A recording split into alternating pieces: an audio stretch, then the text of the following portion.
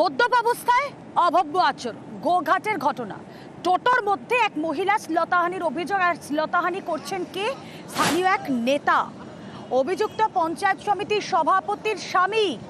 প্রতিবাদে কামারপুকুর মেদিনীপুর রাজ্য সড়ক অবরোধ। কি অভিযোগ, পুলিশের কি পদক্ষেপ? শুভদীপ প্রতিনিধি জানাবেন ইন ডিটেল। শুভদীপ, দেখো, গতকাল বিকেলের এই ঘটনা, যখন ওই মান্দারণ, গোঘাটের যে মান্দারণ এলাকা রয়েছে, সেই মান্দারণ এলাকার এক মহিলা টোটোতে বাড়ি ফিরছিলেন ডাক্তার দেখিয়ে, এবং তার যেটা দাবি, সেই সময় ওই টোটোর মধ্যেই ছিলেন গোঘাট যে 2 নম্বর পঞ্চায়েত সমিতি রয়েছে, সেই পঞ্চায়েত সমিতির সভাপতির স্বামী তথা তৃণমূল নেতা।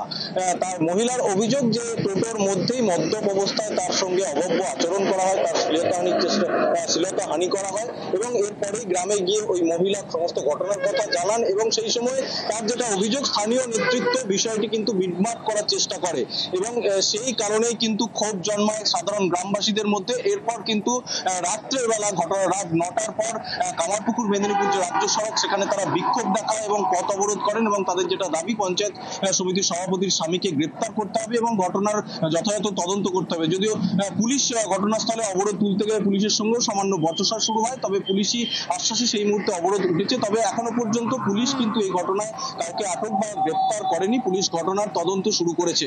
রুমেলা, বেশ। তার নাম হচ্ছে বাদুপাড়ার মনির হোসেন, সভাপতির হাজবেন্ড। উন্না নিয়ে টানাটানি করছিল, আমার মায়ের সঙ্গে অশ্লীল ভাবে ব্যবহার করেছে।